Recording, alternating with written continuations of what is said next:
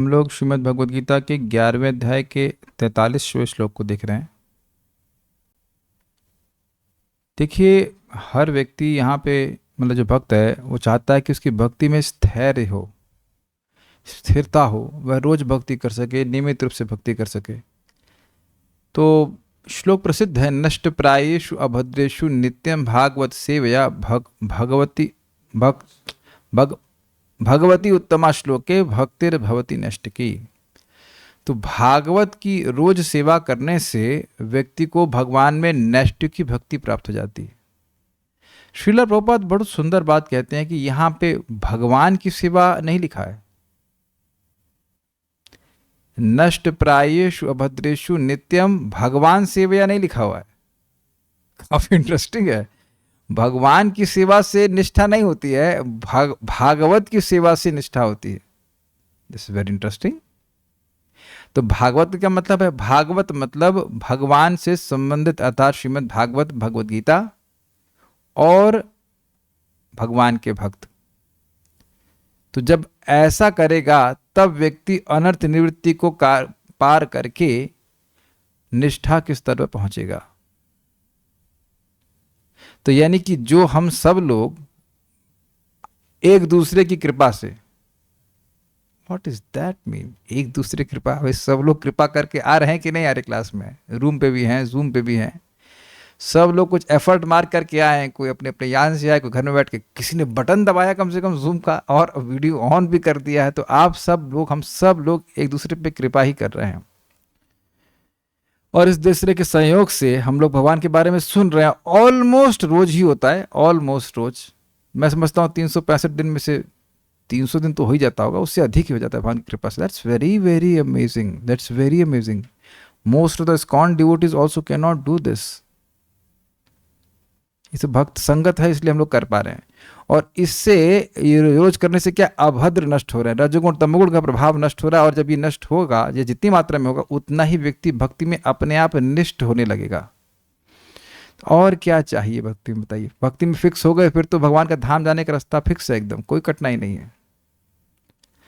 ये इस श्रवण की बहुत बड़ी महिमा है। तो बड़ी हमको जो इंटरेस्टिंग बात लगी वो ये थी कि भगवान की सेवा से नहीं, भक्तों की सेवा, भक्तों का सेवन करने से और श्रीमद् भक्तों के संग में भी स्पेशली भागवत भगवद गीता की चर्चा करने से ये बहुत बड़ा लाभ हम लोग को मिल रहा है। आज मैं श्रीमान गौरांग प्रभु का प्रवचन अभी सुन ही रहा था और उसमें बड़ी सुंदर बात वो कहते हैं, किसी को कृष्ण कथा सुनने को मिले तो भाग्यवान है, भक्तों की संगत में सुनने को मिले तो और अधिक भाग्यवान है, और रोज भक्तों की संगत में सुनने को मिले, बोलने को मिले तो फिर तो सबसे ज़्यादा भाग्यवान है। अब आप समझ गए हमारे भाग्य का निर्माण कितना सुंदर से हो रहा है। आप अगर मान लीजिए, यार मैं भी चाहता कि इस समय कोई गीता पढ़ूं, आप लोग नहीं होते ना जूम पे ना रूम पे, तो मैं कैसे पढ़ता? मेरे महाभाग्य का निर्माण कैसे होता, बताइए? क्यों महाभाग्य है? अनादिकाल से वे अनर्थों से केवल सरेंडर ही बोल रहे हैं उनको। और अब ये भक्तों की संगत में हम रोज सुनते सुनते सुनते सुनते भगवान के संपर्क में आते आते संगति हो रही, भगवान की कथा हो रही, भगवान का संपर्क में अपने आप अनर्थ नष्ट हो रहे हैं। इसको अगर इस श्लोक को वैसे सुनी जैसे आप किसी दवा के बारे में सुनते हैं, मान लीजिए इसमें लिखा है कि भाई ये दवा के सेवन से ऐसा हो जाता है, उस तरह से सुनिए। नष्ट प्रायेषु अभद्रेषु नित्यम भागवत सेवया। बिल्कुल समझ पा रहे हैं मैं क्या कह रहा हूं? गीता भागवत के सेवन से, रोज सेवन से सारे अभद्र हमेशा के लिए नष्ट हो जाते हैं। That's an amazing thing. और ये ऐसी चीज है जो आप अपने जीवन में स्वयं अनुभव करेंगे कि अब लोभ नहीं रह गया। दूसरे का बंगला देख करके हम बगुला नहीं बन जाते हैं। We don't become a dancing something, we don't become a dancing frog. इसको क्या मिला, इसको मिला, we don't become like that. Very nice, perceivable benefit. चलिए अब हम श्लोक की चर्चा करते हैं। देखिए, बड़ा रुचिकर लिंक श्रीधर स्वामी पाद ने बताया है। श्लोक क्रमांक 42 में भगवान को अप्रमेय कहा गया है। देखिए इस पे लिखा हुआ है, तक शामये त्वाम अहम अप्रमेयम, अप्रमेय। तो वहां पर श्रीधर स्वामी पाद अप्रमेय का अर्थ बताते हैं, अप्रमेय यानी जिनका प्रभाव चिंतन करने में ना आ सके, ऐसे। यानी कि जिनका प्रभाव के समान और दूसरे किसी का प्रभाव न हो। आप चिंतन उस वस्तु का कर पाओगे जब उसके जैसी कोई और वस्तु मिले। भगवान के चरण कमलों की उपमा कमल से इसीलिए दी जाती है क्योंकि हम कमल को देखे हैं। इसका मतलब यह नहीं कि चरण कमल के बराबर है। Does that make sense devotees? भगवान के गुण ऐसे हैं, उनका प्रभाव ऐसा है कि उनके गुणों या उनके प्रभाव की बराबरी कोई कर ही नहीं सकता है। तो इसी श्लोक को जो ने लास्ट में बोला था 42वें में कि अप्रमेयम, हे भगवान आपका अप्रतिम प्रभाव है। उस अप्रतिम मतलब आपके जैसा कोई प्रभाव दूसरा है नहीं किसी का, तो उसी अप्रतिम प्रभाव को इस श्लोक में कहते हैं। श्लोक क्रमांक 43 में देखिए शब्द लिखा है अप्रतिम, अप्रतिम प्रभावा। अब बड़ी सुंदर बात है यहाँ पे बताएगी, इस शब्द को पहले यही समझ लीजिए। प्रतिमा का क्या मतलब होता है? प्रतिमूर्ति। अप्रतिम का मतलब क्या? भगवान जैसी प्रतिमा किसी की हो ही नहीं सकती, अर्थात भगवान जैसा रूप, गुण और भी जो गुण है, यश इत्यादि, वह दूसरे किसी का हो ही नहीं सकता है। ऐसे अप्रतिम प्रभाव वाले भगवान है। लास्ट लाइन देख रहे हैं ना? तो उसी बात को, अप्रमेय को, वह यहां समझा रहे हैं कि कैसे भगवान अप्रमेय हैं। मेरे पीछे नहीं बोल पाएंगे, सब साथ में बोलिए, साथ में बोलिए। पितासि लोकस्य चराचरस्य त्वमस्य पूज्यश्च गुरुर्गरीयान् न त्वत्समस्त्यभ्यधिकः कुतोऽन्यो लोकत्रयप्य प्रतिमा प्रभाव। पितासि लोकस्य चराचरस्य त्वमस्य पूज्यश्च गुरुर्गरीयान् न त्वत्समस्त्यभ्यधिकः कुतोऽन्यो लोकत्रयप्य प्रतिमा प्रभाव। पितासि लोकस्य चराचरस्य त्वमस्य पूज्यश्च गुरुर्गरीयान् न त्वत्समस्त्योऽभ्यधिकः कुतोऽन्यो लोकत्रयेप्य प्रतिमा प्रभाव। आप इस चर तथा अचर संपूर्ण दृश्य जगत के जनक हैं। क्या ये अप्रतिम प्रभाव है? आपके अलावा कोई और नहीं है जो इसका जनक हो। अहम एव मैं ही, और कोई नहीं। अहम एवासम एवाग्रे नान्यद युद्ध सतसत्परम। इस जगत के पहले मैं ही था और कोई नहीं था। और मैं था ही वो तो अलग बात है, लेकिन मैं ही था, मेरे अलावा कोई और व्यक्ति नहीं था। तो एकमात्र जनक भगवान हैं। तो जनक की दृष्टि से वह अकेले हैं, दूसरा कोई नहीं है। आप परम पूज्य महान आध्यात्मिक गुरु हैं। अब गुरुओं में देखा जाए तो सबसे प्रमुख गुरु बोले जाते हैं ब्रह्मा जी। तो ब्रह्मा जी के वो भी ज्ञान देने वाले भगवान है। तेन ब्रह्म हृदय आदि कवये मुह्यन्ति तो सूर्य। जिस वैदिक ज्ञान के संबंध में देवता गण, सूर्य गण भी मोहित हो जाते हैं, उसको भगवान ने ब्रह्मा जी के हृदय में एम्पलीफाई किया। तो वही आदि गुरु हैं, उनका कोई गुरु नहीं है। न तो कोई आपके तुल्य है, न ही कोई आपके समान हो सकता है। जब भगवान के, ठीक है, हे अतुल शक्ति वाले प्रभु, भला तीनों लोकों में आपसे बढ़कर कोई कैसे हो सकता है? अप्रतिमा प्रभावा, ये समझ पा रहे हैं? अप्रतिमा, बल्कि मैं बोल रहा हूं संस्कृत में। आप अगर हिंदी बोलेंगे तो अप्रतिम बोलेंगे, लेकिन हिंदी बोलेंगे तो अप्रतिम बोलेंगे, लेकिन संस्कृत बोलेंगे तो होगा अप्रतिमा। तो मैं उसको और थोड़ा बढ़ा के बोलूं, अप्रतिमा, जिनकी कोई और प्रतिमा ना हो, अर्थात उनके जैसा कोई हो ही नहीं। तो हे अप्रतिम प्रभाव वाले, ये समझ पाए अप्रतिम शब्द का अर्थ? प्रतिलिपि, कॉपी, प्रतिलिपि। तो प्रतिमा, उन्हीं के जैसा कोई दूसरा व्यक्ति हो, तो ऐसा उनके जैसा कोई दूसरा व्यक्ति, ऐसे प्रभाव वाला व्यक्ति है ही नहीं। अभी हम लोग अब भागवतम शुरू करने वाले हैं, 6ठे अध्याय में। आज उसको मैं ब्राउज कर रहा था, 3 स्कंद का। तो उसमें एक जगह लिखा है कि भगवान भी अपनी शक्ति के प्रभाव को नहीं जानते हैं। इतनी महान शक्ति भगवान की, असीमित है। ये पहले भी चर्चा कर चुके हैं कि जो चीज़ असीमित है उसको सर्वज्ञ ना जाने, तो उसके अंत को सर्वज्ञ ना जाने तो उसकी सर्वज्ञता की हानि नहीं होती है, क्योंकि वो चीज़ जिसका अंत है ही नहीं, उसको नहीं जानने से सर्वज्ञता की हानि नहीं होती है। तो पॉइंट यह है, बहुत सिंपल पॉइंट यह है कि अप्रतिम प्रभाव, भगवान अनुपम प्रभाव वाले हैं। तो इसलिए कोई भी बात बोली जाए, जैसे कि भगवान 1000 सूर्य के समान है, तो वह भी छोटा ही पड़ेगा। भगवान असीमित प्रभाव वाले हैं। बड़ी सुंदर बात प्रभुपाद कहते हैं कि ऐसा भगवान का अद्भुत प्रभाव है कि आप चाहो तो, और अगर विद्या है ये, तो आप भगवान की शक्ति के संपर्क में कैसे भी आ सकते हैं। जाप कर रहे हैं, भगवान के संपर्क में आ रहे हैं। कोई सेवा कर रहे हैं, भगवान की शक्ति के संपर्क में आ रहे हैं। प्रसाद खा रहे हैं, भगवान की शक्ति के संपर्क में आ रहे हैं। कथा सुन रहे हैं, भगवान की शक्ति के संपर्क में आ रहे हैं। इस प्रकार से निरंतर हम भगवान के संपर्क में आ सकते हैं। Is just a matter of learning and then making a choice. बड़ा अद्भुत प्रभावान का है। त्वम आप, अस्य चराचरस्य इस चर और अचर लोकस्य लोक के पिता यानी पिता है और पूज्य है, गुरु है मतलब गुरु है, और गरियान और गुरु श्रेष्ठ यानी सर्वश्रेष्ठ गुरु हैं। गुरु तो बहुत सारे हैं और जितने भी अन्य गुरु हैं वह सीख कर बोलते हैं। वह भी एक समय में अज्ञ थे, जैसे ब्रह्मा जी भी अज्ञ थे। हम सुन चुके हैं ब्रह्मा जी को भी नहीं पता था कि उनकी अस्तित्व का कारण क्या है, कौन बनाया उनको और किस लिए, यह भी नहीं पता। वह है कौन यह भी नहीं पता, यह भी नहीं पता था कि मैं ब्रह्मा हूं। कैसे मालूम चलेगा? सब तो भागवत तो सुन चुके हैं। क्वाइट स्टार्टलिंग इंग्लिश में कहा जाएगा, बहुत ज्यादा आश्चर्यजनक है कि ब्रह्मा जी को भी कुछ नहीं पता था और वह जगत के गुरु बन गए, जगत गुरु बन गए। कैसे? भगवान की कृपा से। तो वस्तुतः जितने भी गुरु हैं वह सब सीख कर बोलते हैं, लेकिन भगवान को सीखने की जरूरत नहीं, उनका स्वतः सिद्ध ज्ञान है, इसलिए गरियान।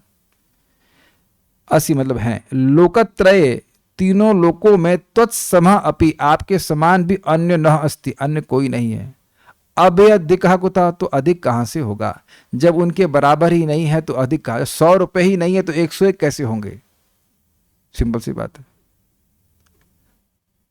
कभी कोई कहेगा इतना बस 100 रुपए का तो नहीं, अच्छा 102 है, अरे यार 100 नहीं है तो 102 कहां से हो जाएंगे, है ना? तो उसी तरह से बोल रहे हैं कि जब इसमें कैमुत्य लग रहा है अगर देखा जाए तो, जब 100 ही, जब आपके समान ही नहीं है तो फिर आपसे अधिक होने का तो कहना ही क्या। कुतः शब्द है ना, दिख गया कैमुत्य।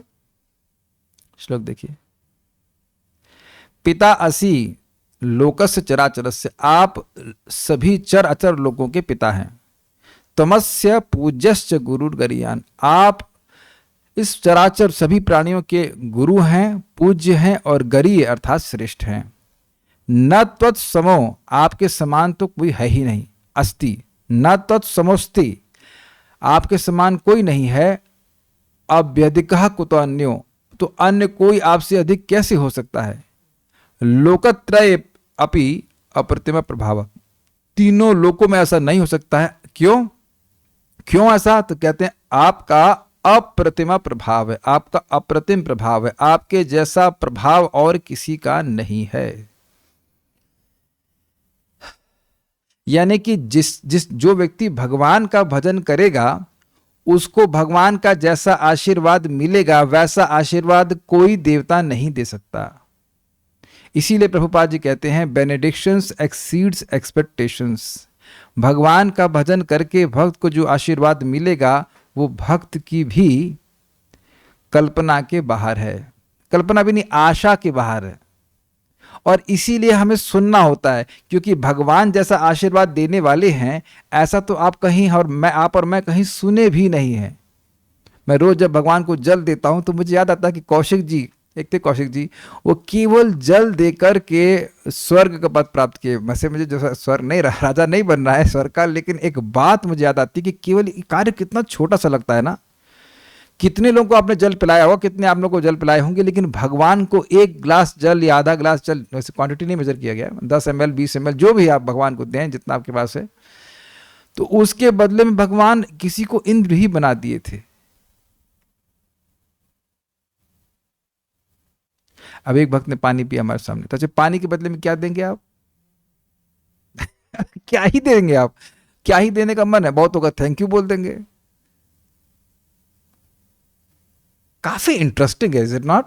ये चीजें हमें बार बार सुननी है, क्योंकि माया हमें, पता नहीं आप लोग करती कि नहीं करती, मेरे को प्रीचिंग करती रहती है, तुमने बहुत दे दिया कृष्ण को, थोड़ा मुझको भी दो, जबकि वो कुछ नहीं देती, 2 कौड़ी का भी नहीं छोड़ती है, लेकिन फिर कहते मुझको भी दो, मुझको भी दो, मुझको भी दो। आप लोग को वैसे बोलती है क्या? अच्छा, आपसे भी कन्वर्सेशन चलते। इतना इतना क्या कृष्ण को देना, कुछ हमारी तरफ भी देखो।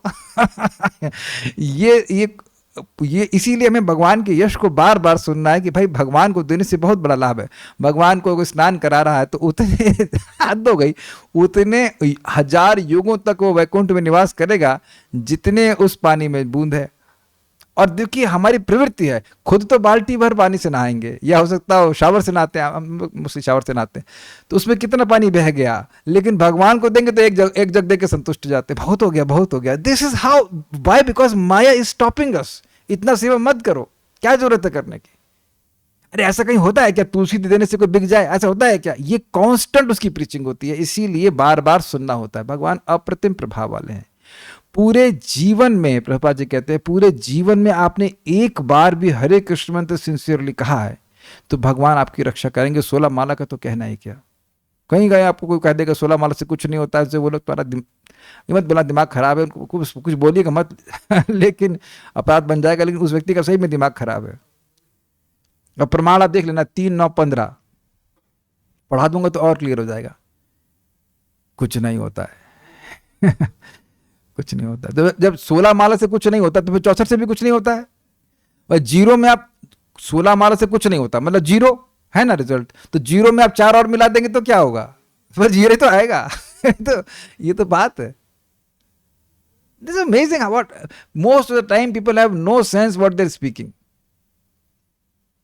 प्रभुपाद कह रहे you don't know how much power you are transferring when you chant Hare Krishna and hear Hare Krishna.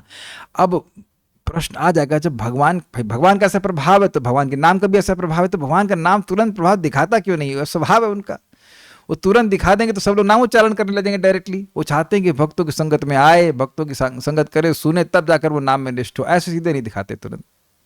क्या करेंगे आप? चैलेंज भी तो नहीं कर सकते, भगवान के खिलाफ कौन सी कोर्ट में जाएंगे आप? बट सारा प्रभाव स्टोर हो रहा है, अप्रतिम प्रभाव, बहुत अच्छा है। अच्छा, एक और बात इंटरेस्टिंग है, भगवान चराचर सभी के पूज्य हैं, पेड़ों के भी पूज्य हैं। This is interesting. और सभी देवताओं के पूज्य हैं। ऐसा कोई देवता नहीं जो भगवान को पूज्य ना माने और वो देवता रह जाए। It doesn't work like that. Shridhari, भगवान के उसी अप्रतिमा प्रभाव को अर्जुन कहते हैं जिसकी कोई प्रतिमा यानी समानता न हो, वह अप्रतिम है। क्लियर?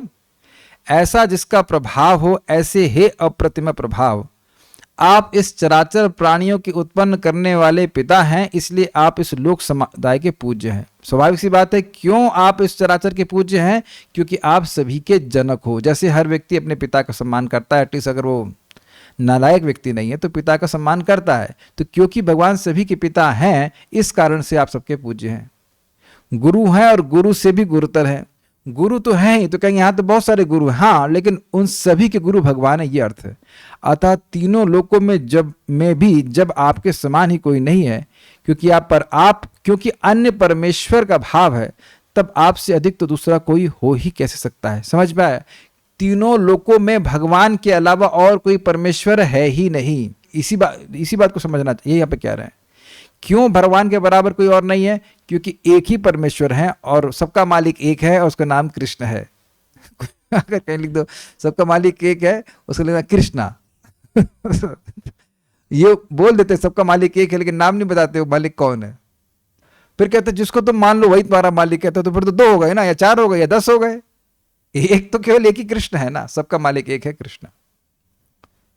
गीता भूषण टीका। अर्जुन इस श्लोक में भगवान के अतर्क ऐश्वर्य का वर्णन कर रहे हैं, जो कि तर्क के बड़े हो, जिसको उन्होंने पिछले श्लोक के आखिरी भाग में क्या कहा था?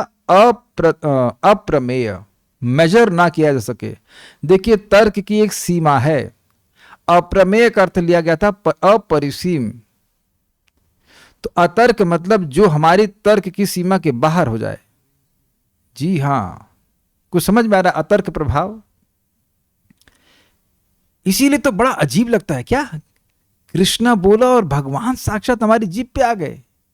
ऐसा कैसे हो सकता है? तो पर कैसे हो सकता है, जरा बता दीजिए। सब कुछ हमारे तर्क में अट जाए। जब भगवान हृदय में बैठे ही हैं तो जीभ में आ जाए तो क्या दिक्कत है? जैसे मान लो कल्याणपुर आप यहाँ बैठे हो, मेरे सामने बैठो, वहां से उठ करके सीट पे बैठ जाओगे तो क्या दिक्कत है? मैं यहाँ बैठा हूँ, जब यहाँ ऑलरेडी बैठा ही हूँ तो यहाँ से उठ करके उस सीट पे जाके नहीं बैठ सकता हूँ। सुनाई पड़ रहा है मैंने क्या कहा? इस सीट पे बैठा हूं मैं और सामने एक सीट, यहाँ पे सोफा रखा है, जो भी सोफा नहीं है, वटेवर टेबल रखी है, सीट रखी, वहां जाकर मुझे बैठने से कौन रोक सकता है? तो जब भगवान निरंतर हृदय में है, ईश्वर सर्वभूतानाम हृदय अर्जुन तिष्ठति, जब है ही हृदय में, तो वहां से उठ करके हरे कृष्णा कृष्णा कृष्णा हरे हरे, हरे राम राम राम हरे हरे जीभ पे आ जाए तो क्या कठिनाई है। आप बुलाओ तो सही, जब हम इच्छा करते हैं कि भगवान हमारी जीभ पे आ जाइए तब आ जाते हैं। ये बात है, है ना। वरुण प्रभु उधर बैठेंगे तो अब मैं आपसे रिक्वेस्ट करूंगा तो उधर बैठ जाएंगे। तो वही हम लोग रिक्वेस्ट कर रहे हैं कि भगवान हमारी जीभ पे आ जाए, तो तुरंत अभी आ रहा हूं, 1 मिनट रुको, हरे कृष्णा आ जाता है। It is so fast. ठीक है।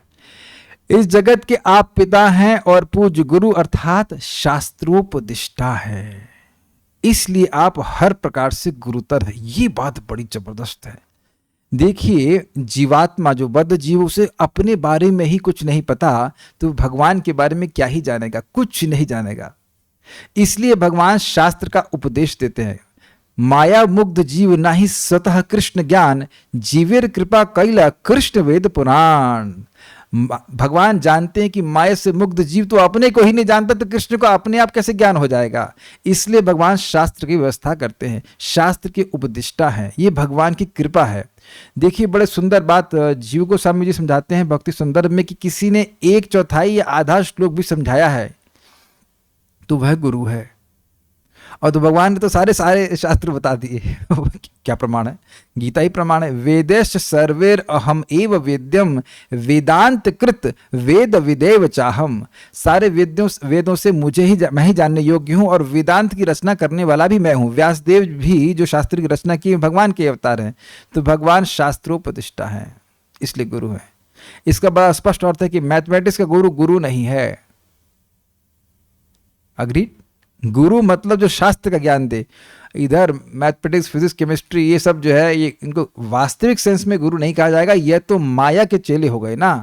अब आप लोग मान लीजिए कोई व्यक्ति पढ़ा रहा हो फिजिक्स केमिस्ट्री, तो बुरा नहीं मानेगा, लेकिन जो भौतिक विज्ञान को दे रहा है, भौतिक ज्ञान को दे रहा है, वह तो माया का विस्तार है। जड़ विद्या ए मायर वैभव, आगे सुनेंगे, जड़ विद्या ए मायर वैभव, जीवक गौरे गधा। जड़ विद्या ये माया का वैभव है, और जीव को, आई बेग योर पार्डन, जीव को ये गधा बना देती है।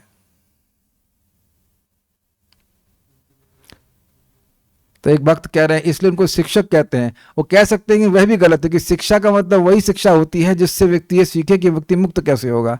तो ये सब लेबल ले लिए, शिक्षा गुरु, ये वो, शिक्षा गुरु नहीं बोला, शिक्षक गुरु ये सब ले लिए हैं, लेकिन ना, शिक्षा गुरु मतलब वह शास्त्र की बात बताए, गीता भागवत की बात बताए, नहीं तो गुरु का है क्या? वो आपके सामने है, पूज्य गुरु अर्थात शास्त्रोपदिष्टा है। इसलिए आप हर प्रकार से गुरुतर हैं, सर्वश्रेष्ठ है। आपका प्रभाव अप्रतिम है, इसलिए तीनों लोकों में आपके समान कोई भी नहीं है। यदि आप परेश यानी परमेश्वर के समान कोई नहीं है, तो आपसे अधिक कोई कैसे हो सकता है।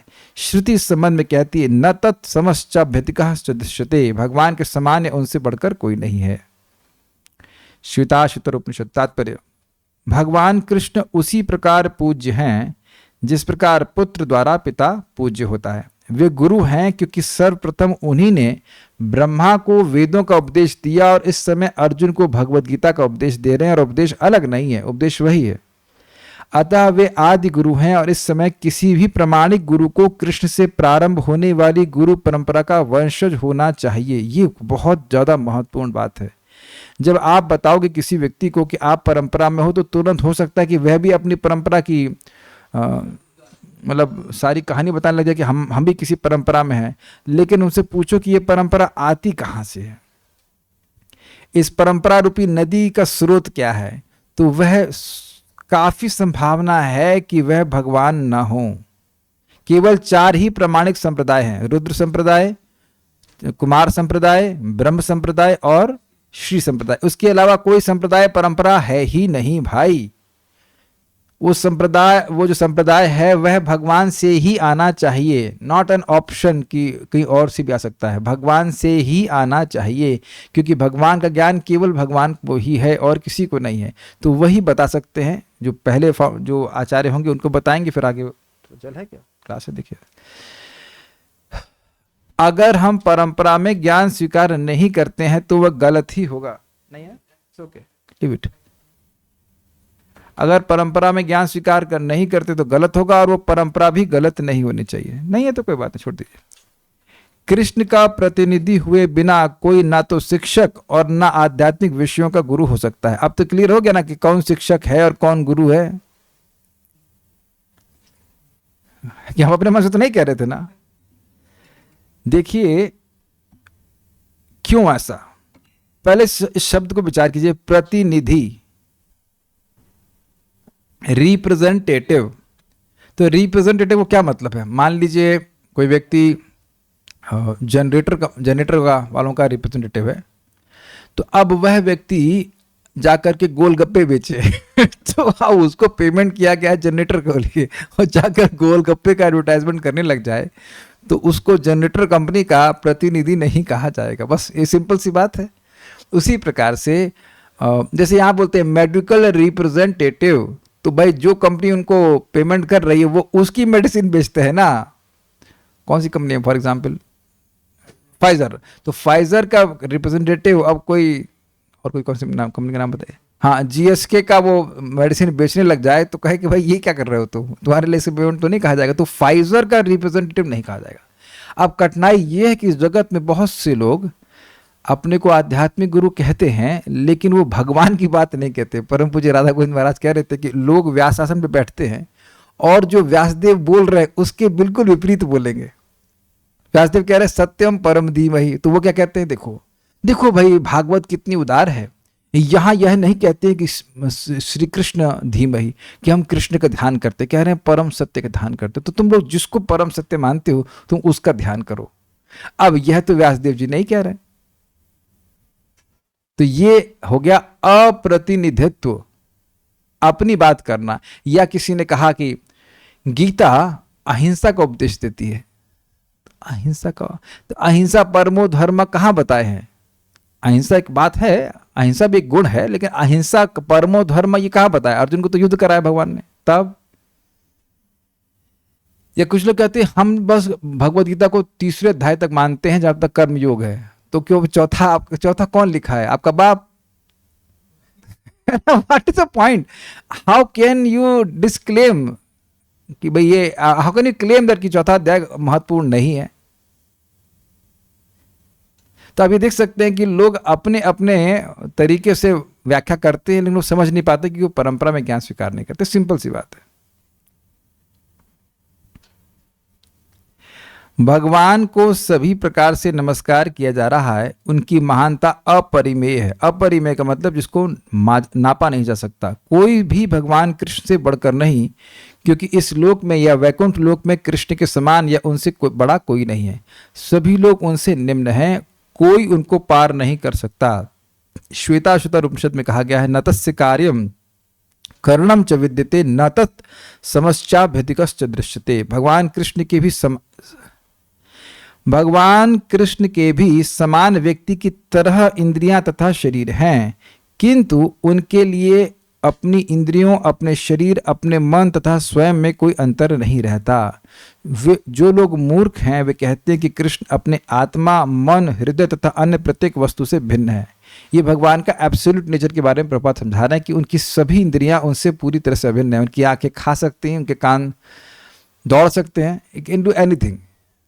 अंगान यस सकलेंद्रिय वृत्ति मानती है, उनकी सभी इंद्रियां दूसरी इंद्रियों कार्य करने में समर्थ हैं। एक बात, और दूसरा उनका मन, उनकी इंद्रियां उनसे अलग नहीं है। ये बात है। कृष्ण तो परम है, अतः उनके कार्य तथा शक्तियां भी सर्वश्रेष्ठ हैं। यह भी कहा जाता है कि यद्यपि हमारे समान उनकी इंद्रियां नहीं हैं, तो भी वे सारे इंद्रिय कार्य करते हैं। कहा जाता है शास्त्रों में कि आंखें नहीं होते हुए भी वह देखते हैं, पैर नहीं होते हुए भी वे दौड़ते हैं, और हाथ नहीं होते हुए वे सब कुछ ग्रहण कर लेते हैं। तो इसका मतलब है कि उनकी सारी चीजें, सारी इंद्रियां वो दिव्य हैं। ये कहने का अर्थ है। नहीं होते हुए का अर्थ है कि उनकी भौतिक इंद्रियां नहीं है, स्पष्ट बात है। यह भी कहा जाता है कि यद्यपि हमारे समान उनकी इंद्रियां नहीं, तो भी वे सारे इंद्रिय कार्य करते हैं। अतः उनकी इंद्रियां न तो सीमित हैं और न ही अपूर्ण हैं। न तो कोई उनसे बढ़कर है, न उनके तुल्य कोई है। सभी लोग उनसे घटकर हैं, और यही हमने स्वीकार करना है कि हम डोमिनेटेड हैं। We are enjoyed and not the enjoyer. परम पुरुष का ज्ञान, शक्ति तथा कर्म सभी कुछ दिव्य हैं। भगवत गीता में कहा गया है, जन्म कर्म च मे दिव्यम एवं यो वेति तत्पतः त्यक्त्वा देहम पुनर्जन्म नैति मामेति सुअर्जुना। जो कोई कृष्ण के दिव्य शरीर, कर्म तथा पूर्णता को जान लेता है, वह इस शरीर को छोड़ने के बाद उनके धाम को जाता है और फिर इस दुखमय संसार में वापस नहीं आता। कितना इजी है ना सब कुछ। इस जगत में दुख की निवृत्ति के लिए अथक प्रयास करके करते हम लोग थकते भी नहीं, और यहाँ बहुत कम परिश्रम से व्यक्ति हमेशा हमेशा के लिए दुखमय संसार से निवृत्त हो जाएगा। लेकिन लोगों के पास ये ज्ञान ही नहीं है। यही तो महत्वपूर्ण बात है कि जब हम बार बार सुनते हैं तब हमको समझ में आता है धीरे धीरे कि हमारा भाग्य कितना बढ़िया है, कितने कम प्रयास में कितना महान बल्कि असीमित लाभ दिया जा रहा है कि हम हमेशा हमेशा के लिए वैकुंठ की प्राप्ति कर लेंगे। Is it not? केवल भगवान के बारे में जानने में। तो अब प्रश्न होगा कि जानेंगे कैसे? आप कुछ भी कैसे जानते हो? सुन करके। जब बार बार सुनते हैं तो बात समझ में आने लग जाती है। स्पष्ट है। अतः मनुष्य को जान लेना चाहिए कि कृष्ण के कार्य अन्यों से भिन्न होते हैं।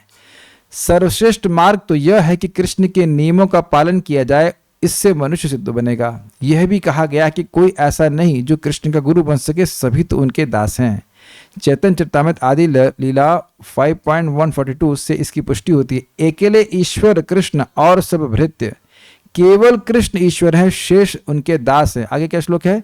जे अच्छे नचाए से करे नृत्य, जैसे कृष्ण उसको नचाते हैं वो वैसे नृत्य करता है। कभी कभी हम लोग सोचते हैं ये ऐसा क्यों कर रहा है, वो वैसा क्यों कर रहा है, क्योंकि कृष्ण उसे वैसा करा रहे हैं।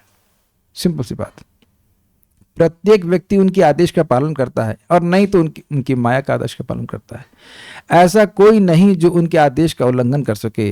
प्रत्येक व्यक्ति उनकी अध्यक्षता में होने के कारण उनके निर्देश के अनुसार कार्य करता है। जैसे कि ब्रह्म संहिता में कहा गया कि समस्त कारणों के कारण है। तो प्रश्न होगा कि जो हम पाप करते हैं वह भी भगवान आदेश दे रहे हैं। देखिए, हमने इच्छा करी, हमारे मन में संस्कार हैं, तो इस कारण से भगवान उसको सुविधा दे देते हैं। ऐसा नहीं कि भगवान किसी को पाप में खुद से प्रवृत्त कराते हो।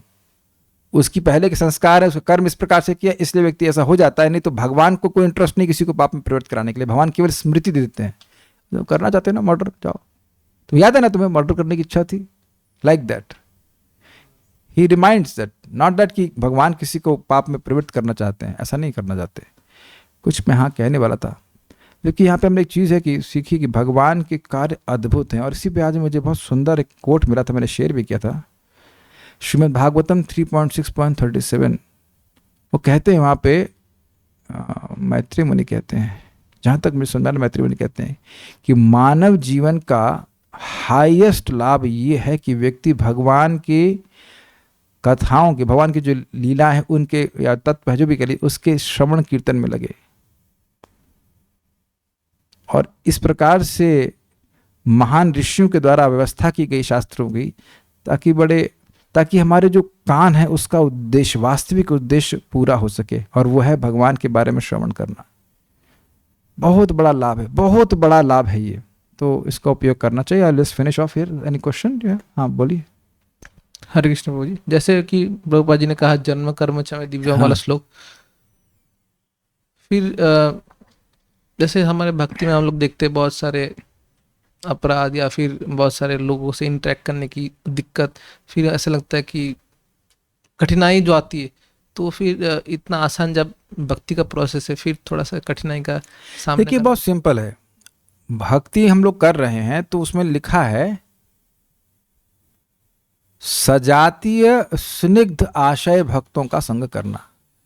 आप कृष्ण के भक्त हो तो अन्य कृष्ण के भक्तों का संगत करें, लेकिन वो स्निग्ध होना चाहिए, चिकना होना चाहिए, रूखा नहीं होना चाहिए। समझाया? बिल्कुल।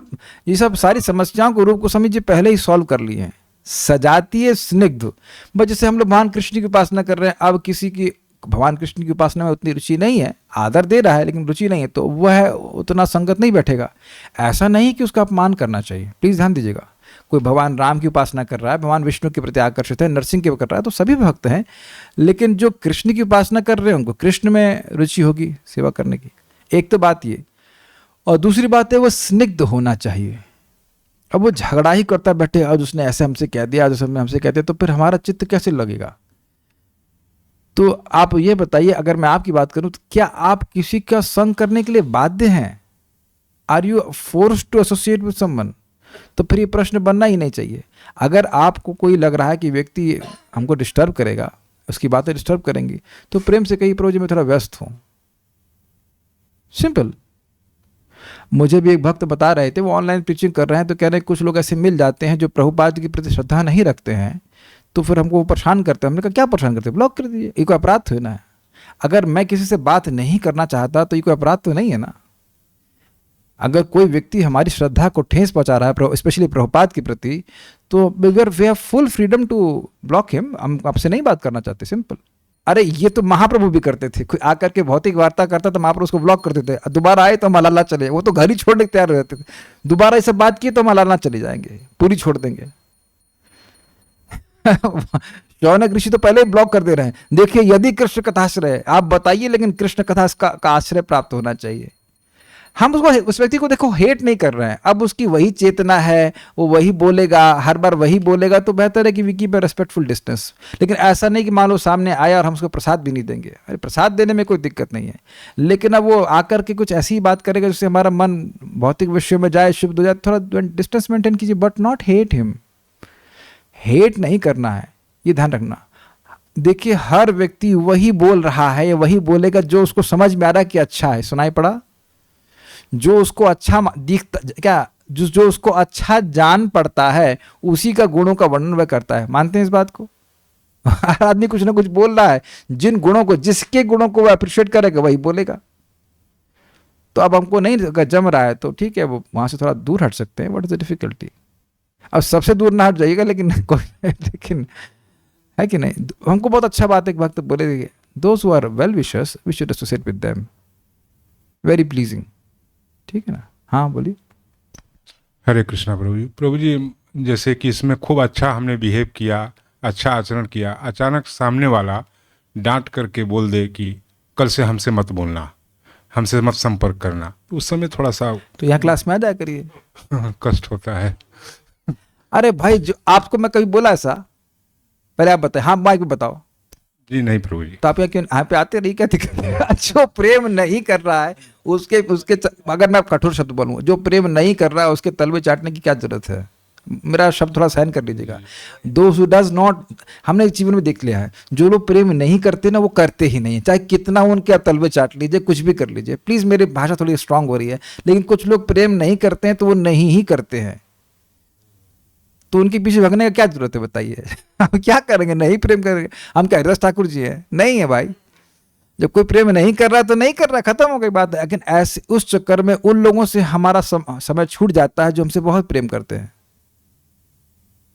ऐसा ही है, यही प्रीचिंग में होता है। आप उन लोगों को प्रीचिंग करो जो लोग प्रीच्ड होना चाहते हैं, जो नहीं होना चाहते उनके पीछे लगेंगे तो जो लोग होना चाहते हैं उनसे भी समय कट जाएगा। तो जरूरत ही क्या है?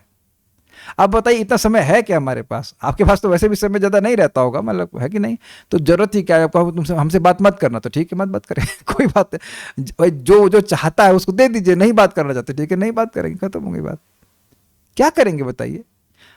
अब I don't know what's the answer to that. क्या किया जाएगा बताइए?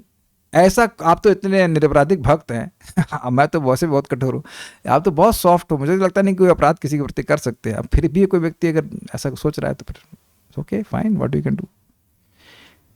परम पूज्य राधा गोविंद महाराज ने नटवर प्रभु को बताया था बात, मुझे नटवर प्रभु बता रहे थे कि आप सभी को प्रसन्न नहीं कर सकते हैं, सभी को प्रसन्न करने के चक्कर में रहेंगे तो दिक्कत हो जाएगी। गुरु को, ये हमारे जो शुभचिंतक हैं, भक्त हैं, उनको हम प्रसन्न कर सकते हैं। और देखिए कि क्या वो हमको कुछ शास्त्र की बात बता रहे हैं प्रसन्न करने के लिए, कहने बीड़ी लेके आओ तो बीड़ी लेने के लिए तो कोई नहीं बोल रहा है यहाँ पे। Just see if they are happy or not. What is the point? आप सबको संतुष्ट नहीं कर सकते हो भाई। अच्छा, जड़ विद्या ये तो मायर भैभव तुम्हार भजने बाधा, मोह जन्मिया अनित्य संसारे जीवे के करे गधा। फिर हम स्टूडेंट जो भक्ति के साथ पढ़ाई कर रहे हैं गधा बनने के लिए, ओहो वेल देखिए, गधा होते तो अब ये प्रश्न तो नहीं करते पॉइंट ये है कि आध्यात्मिक जब ज्ञान दिया जाता है तब व्यक्ति महसूस करता है कि हाँ भाई हम तो गधा बनाए जा रहे थे। अच्छा ये बता दीजिए कि ज्योग्राफी पढ़ करके आप कौन सा इंसान बन गए? ओके, एक शब्द समझते हैं। इंटीग्रेशन डिफरेंशिएशन पढ़ के हम भी पढ़ चुके हैं, उससे क्या आपके अंदर मनुष्यत्व आया? आपके, हम सब में, किसी में भी। अच्छा, हिस्ट्री पढ़ करके अभी आप लोगों को यही बताया ना, हम भारतीयों को, हम सब भारतीय कौन थे? हम लोग अफगानी थे ना, अफगानिस्तान से आए थे, है ना? तो यही बेवकूफ़ी वाली बात है कि नहीं? सब झूठ बूठ बता जा रहा है, तो झूठ पढ़ने से क्या होता है? इंसान बन जाएगा आप बोले भाई देखो ये तो सारी पढ़ाई। अच्छा एक चीज बता, जिस वक्त ने प्रश्न किया है, मान लो बेटा तुम्हारे पिताजी आपको, सॉरी आप, तुमने, आपको 1 करोड़ रुपए आपके ऊपर बैंक में डाल देते तो उसका कम से कम 7 लाख रुपए बन जाता साल का, तब पढ़ते आप। यानी कि पढ़ाई केवल इसीलिए कर रहे हैं कि पेट पल जाए। तो मुद्दा तो ये है कि पेट पालने वाली पढ़ाई हो रही है। प्रपात बड़ा स्पष्ट कहते हैं, this is called craftsmanship not knowledge. What a statement है ना। कोई इधर पेचकस लिया, पंखा टाइट कर दिया तो ये ज्ञान है? ये ज्ञान कहा जाएगा? ये ज्ञान तो नहीं है ना। इसको तो भगवान कहे नहीं कि पंखा टाइट कर लिया, इंजीनियरिंग कर लिया तो ये ज्ञान है। ये तो सब अज्ञान है। ये हमारे शब्द नहीं है, भगवान गीता में 13वें अध्याय में कहते हैं क्या ज्ञान है। तो ये लिस्ट की ये ज्ञान है, और उसमें देखो कितने नंबर आए हैं। अमानित्व 10%। ये बड़ा मजेदार है। आप लोगों ने कभी देखा अपना रिपोर्ट कार्ड 10th का? उसमें डिस्प्ले रहता है अंग्रेजी में इतने नंबर मैथमेटिक्स में इतने नंबर। तो अब बताइए, भगवान जो अगर रिपोर्ट कार्ड बनाए तो उसमें ज्ञान का पहला चीज क्या? अमानित्व। कितना अमानित हुए हैं, कितना अमानित, कितने नंबर आए इस पेपर में, अमानी के पेपर में। अमानी मतलब सम्मान की छलना करना। अदम्भित्व, अदम्भ, अदम्भ में, अदम्भ के पेपर में यानी दम्भ ना करना, जो आप नहीं हो वो दिखाना, उसको दम्भ कहते हैं। तो अदम्भ मतलब ऐसा नहीं करना। इसमें कितने नंबर आए? तो आप देखेंगे कि हम लोग को तो ये पढ़ाया नहीं जाता, तो 0 नंबर आ रहा है ना। तो जिसको, और उसके बाद पूरी लिस्ट बनाने के बाद भगवान कहते हैं कि ये ज्ञान है, इसके अलावा जो कुछ भी है वो अज्ञान है। तो आप प्रैक्टिकल देखेंगे कि जन्म मृत्यु जरा व्याधि दुख दोषा अनुदर्शनम, ये तो कहीं आया ही नहीं हमारे शिक्षा में। तो टोटल अज्ञान ही तो हुआ। और अगर नहीं विश्वास है तो जाके टीचर को पूछो कि जीवन का उद्देश्य क्या है। जितने भी आज तक टीचर आपको पढ़ा लिए हैं, कोई भी हो, इंजीनियरिंग से लेकर डॉक्टरी से लेकर कोई भी, उनको पूरे जीवन का उद्देश्य क्या है तो कुछ नहीं पता। मरने के बाद क्या होता कुछ नहीं पता। भोजन कैसे करना चाहिए यह भी नहीं पता। क्या खाना चाहिए यह भी नहीं पता। जिस व्यक्ति को यह भी नहीं पता कि क्या खाना चाहिए, वो कैसे बना, बताइए, शिक्षक बन गया। तो उम्मीद है कि आप कन्विंस हो गए होंगे। तो पढ़ाई करना चाहिए या नहीं? नहीं। अगर आपका पेट पालने का जुगाड़ हो गया है तो नहीं करना चाहिए। और प्रभुपाद तो दशम स्कंद में कहते हैं, परम पूज्य लोकनाथ महाराज क्लास दे रहे थे, हम लोग उस क्लास में थे, कह रहे थे कुछ नहीं हो रहा है, केवल अनएजुकेटेड लोग, अनएम्प्लॉयड लोगों की संख्या बढ़ रही है। एक इंटरेस्टिंग बात है, हम नाम नहीं रख रहे, एक भक्त है और वह पहले आईएएस की तैयारी कर रहे थे, तो आईएएस में नहीं हुआ, चलो कोई बात नहीं। तो उनकी इच्छा थी कि 1 लाख रुपए महीना का आ जाए तो हम सुखी रहेंगे। It's okay fine. तो अब वो कहीं कुछ उन्होंने दुकानें कहीं कुछ ली हैं, खरीद ली हैं, जिससे उनको 1 लाख रुपए किराया आएगा। तो मैंने कहा अब क्या मरने की जरूरत है आपको? आपकी इच्छा थी ना कि 1 लाख रुपए मिल जाए। अब अपना बाकी समय भगवान की भक्ति में लगाइए। आई मीन ही लिसन्ड और not listened is not a point, लेकिन पॉइंट तो यही है कि अगर किसी का पेट पल जाए तो फिर ये सब करने की क्या जरूरत है?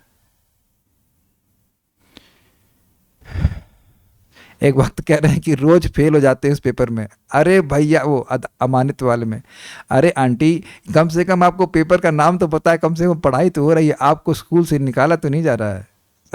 मान लो हम सम्मान नहीं दे पाए दूसरे को, तो कम से कम फिर से पेपर की तैयारी करने के, चलो बेटा फिर से बोलो हरे कृष्ण कृष्ण कृष्ण हरे हरे, हरे राम राम राम हरे हरे। और कम से कम ये भक्त ने जो बोला है, एक पेपर में पास हो गए, वो है अदम्भ। अगर दम्भ हो कर रहे होते तो ये अपनी गलती को या अपनी कमजोरी को स्वीकार नहीं करते, एटलीस्ट मेरे सामने। I mean you can not accept your faults over in the public, at least superiority see teacher के सामने आप बोल रहे हो कि मेरे दुर्गुण है, तो कम से कम अदम्भ तो है ना। आप कहेंगे कि आप कभी दोष नहीं देख सकते हैं ना। I mean, जो जब दोष नहीं है तो क्यों देखूं दोष? जन्म मृत्यु जरा व्याधि के दोष को देख रही हैं आप, तभी तो आप भजन कर रहे हो। तो ऐसा तो नहीं कि ज्ञान नहीं है। भक्ति कर रहे हैं तो ज्ञान तो हो ही जाता है। तो ये बातें हैं और क्या है, और कुछ नहीं है। So will stop here. Words can be little cutting but not is not to give pain to anyone, just थोड़ा विचार करने वाली बात है। विचार करते तो देखते कि हाँ भाई क्या है। बहुत सारे लोग ऐसे होते हैं जो लाला जी लोग, वो पढ़े लिखे नहीं होते। हाँ मैं बता रहा हूँ, एक हमारे मित्र हैं, उनके भाई 12वीं भी पास नहीं, 9वीं पास है मात्र, और अच्छा टाइल्स का बिजनेस चल रहा है या कुछ सीमेंट का बिजनेस कुछ करना है, खूब चल रहा है, लाखों रुपए कमा रहे हैं। एक हमारे भाई मित्र है, वो एमबीए किए हैं उसके बाद टाइल्स की दुकान में बैठे हैं। अब टाइल्स की दुकान में बैठने के लिए आपको एमबीए की जरूरत है तो बताइए क्या जरूरत है, बताइए, कोई जरूरत नहीं है। तो this education is just for the sake of making some people not thoughtful. So stop. Shrimad Bhagavad Gita की जय, श्रील प्रभुपाद की जय, निताई गौर प्रेमानंदे।